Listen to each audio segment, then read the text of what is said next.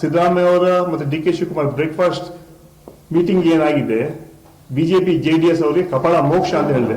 ಯಾಕಂತ ಹೇಳಿದ್ರೆ ಇವಾಗ ಸರ್ಕಾರ ಬಿದ್ದೋಗತ್ತೆ, ನಾಳೆ ಬಿದ್ದೋಗತ್ತೆ, ಅವ್ರ ಪಕ್ಷ ಡಿವೈಡ್ ಆಗತ್ತೆ ಅಂತ. ಕಾಂಗ್ರೆಸ್ ಪಕ್ಷ ಯಾವತ್ತೂ ಏನಾಗೋದಿಲ್ಲ. ನಮ್ದು ಇರೋದು ಹೈಕಮಾಂಡ್ ಪಕ್ಷ. ನಿಮ್ಗೆ ಯಾಕೆ ಬ್ರೇಕ್ಫಾಸ್ಟ್ ಮಾಡಿತ್ತು ಅಂದ್ರೆ, ಸಿದ್ದರಾಮಯ್ಯ ಅವರು ಮತ್ತೆ ಡಿ ಕೆ ಶಿವಕುಮಾರ್ ಅವರು ರಾಮ ಲಕ್ಷ್ಮಣ್ ಅಂತ ಇದ್ದಾರೆ.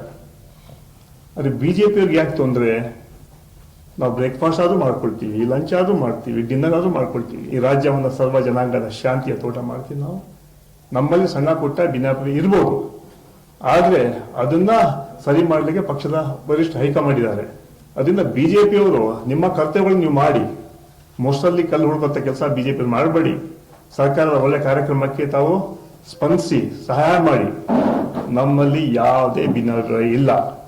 ನಾವೆಲ್ಲ ಒಟ್ಟಾಗಿ ಇದ್ದೀವಿ, ಒಟ್ಟಾಗಿ ಇರ್ತೀವಿ. ನಾವು ಕಾಂಗ್ರೆಸ್ ಪಕ್ಷ ಅಂತ ಹೇಳಿದ್ರೆ ಒಂದು ನಮ್ಮಲ್ಲಿ, ಆದ್ರೆ ಪ್ರಜಾಪ್ರಭುತ್ವ ವ್ಯವಸ್ಥೆಯಲ್ಲಿ ನಮ್ಮಲ್ಲಿ ಮಾತಾಡುವಂತ ಶಕ್ತಿ ಇದೆ. ಆ ಶಕ್ತಿಯನ್ನು ಕಾಂಗ್ರೆಸ್ ಪಕ್ಷದಲ್ಲಿ ನಮ್ಗೆ ಕೊಟ್ಟಿದ್ದಾರೆ. ಆದ್ರೆ ಭಾರತೀಯ ಜನತಾ ಪಾರ್ಟಿ ತರ ಅಲ್ಲ. ನರೇಂದ್ರ ಮೋದಿ ಒಂದ್ಸಲ ಹೇಳ್ಬಿಟ್ರೆ ಬಾಯಿ ಟೇಪ್ ಹಾಕೊಂಡು ಕೂತ್ಕೋಬೇಕು. ಅದು ಹಿಟ್ಲರ್ ಶಾಹಿ ನರೇಂದ್ರ ಮೋದಿ ಅವ್ರದ್ದು. ನಮ್ಮಲ್ಲಿ ಡೆಮಾಕ್ರಸಿ ಇದೆ, ಇವತ್ತು ಕೂಡ ಇದೆ.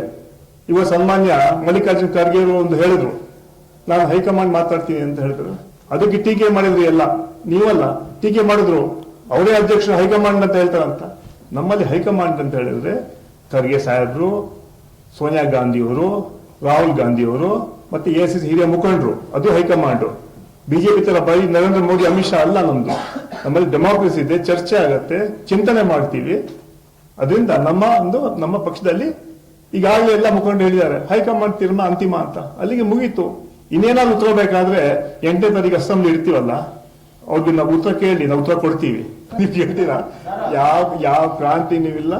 ನಮ್ಮಲ್ಲಿ ಈಗಾಗಲೇ ನಮ್ದು ಇರೋದೀಗ ರಾಜ್ಯ ಜನರಿಗೆ ಸೆಷನ್ ಅಲ್ಲಿ ನಾವು ಈ ರಾಜ್ಯ ಜನರಿಗೆ ನಾವು ಮಾಡಂತಹ ಕೆಲಸ, ನಮ್ಮ ರಿಪೋರ್ಟ್ ಕಾರ್ಡ್ ರಾಜ್ಯ ಜನರು, ನಾವೆಲ್ಲ ಕಾಂಗ್ರೆಸ್ನವರು, ನಮ್ಗೆ ಟಿಕೆಟ್ ಕೊಟ್ಟಿರೋದು ಕಾಂಗ್ರೆಸ್ ಹೈಕಮಾಂಡ್. ಸೊ ನಾವು ಇವಾಗಲ್ಲ, 140 ವರ್ಷ ಇದೆ ನಮ್ಮ ಪಾರ್ಟಿ. ಇವಾಗ ಯಾವಾಗಲೂ ಕೂಡ ಅಂತಿಮವಾಗಿ ಹೈಕಮಾಂಡ್ ತೀರ್ಮಾನ ತಗೊಳ್ಳೋದು. ಯಾರಿಗೆ ಮುಖ್ಯಮಂತ್ರಿ ಮಾಡಬೇಕು, ಯಾರಿಗೆ ಮಂತ್ರಿ ಮಾಡಬೇಕು, ಯಾರಿಗೆ ಟಿಕೆಟ್ ಕೊಡಬೇಕು, ಅಂತಿಮವಾಗಿ ಅಲ್ಲಲ್ಲ. ನಮ್ಮ ಲೀಗಲ್ ಪಾರ್ಟಿ, ಲೋಕಲ್ ಪಾರ್ಟಿ ಅಲ್ಲ, ನರೇಂದ್ರ ಮೋದಿ ಪಾರ್ಟಿ ಅಲ್ಲ. ಮೋದಿ ಹೇಳಿದ ಎಲ್ಲ ಮುಗೀತು ಅಲ್ಲಿಗೆ. ಸೊ ನಮ್ಮ ಪಾರ್ಟಿಯಲ್ಲಿ ನಾನು 2ನೇ ಬಾರಿ ಹೇಳ್ತೇನೆ ನಿಮ್ಗೆ, ನಮ್ಮಲ್ಲಿ ಒಂದು ಹೈಕಮಾಂಡ್ ಇದೆ. ಎಲ್ಲ ಅವರ ಭಾವನೆಗಳು ಹೇಳ್ತಾರೆ, ಇಲ್ಲ ಅಂತಲ್ಲ. ಕಾಂಗ್ರೆಸ್ ಅದಕ್ಕೆ ಎಷ್ಟು 140 ವರ್ಷ ಇರೋದು.